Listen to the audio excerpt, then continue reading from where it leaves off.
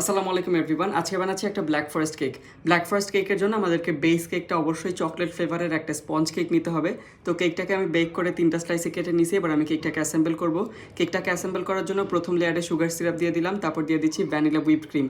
Black forest কেকের প্রধান বৈশিষ্ট্যই হচ্ছে কেকের ভিতর অবশ্যই ভ্যানিলা ফ্লেভারের হুইপড ক্রিম থাকতে হবে রেড চেরি ফিলিং এবং দিতে হবে গ্রেটেড ডার্ক চকলেটস।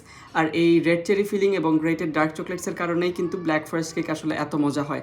তো এরকমভাবে আমি প্রতিটা লেয়ার সেট করে নিচ্ছি। প্রথমে ভ্যানিলা হুইপড ক্রিম, তারপর দিয়ে দিব আমি রেড চেরি ফিলিং এবং তারপর দিয়ে দিব গ্রেটেড ডার্ক চকলেটস। এরকম করে আমি প্রতিটা লেয়ার সেট করে নিচ্ছি। প্রতিটা লেয়ার সেট করা হয়ে গেলে ভ্যানিলা ফ্লেভারের হুইপড ক্রিম দিয়ে আমি পুরাটা কেক কভার করে নিব এবং ফিনিশিং নিয়ে আসবো।